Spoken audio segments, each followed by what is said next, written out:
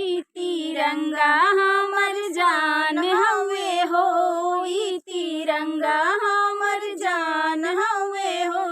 हमरा देशवा के ई तो शान हवे हो, हमरा देशवा के ई तो शान हवे हो।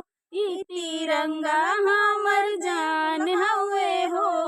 बहनी मिली जुली हो, बहनी मिली जुली हो, तिरंगा फहराइला हो। बहनी मिली जुली हो, तिरंगा फहराइला हो। ई तिरंगा हमर देशवा के भुला गयो तो होई बंद करा। ई तिरंगा हमर जान हउ। चलो दुई गीत गा दीजिए। अब देखो तोहर सही जान ना जब स्टेप कई के ले आवे लागे चलो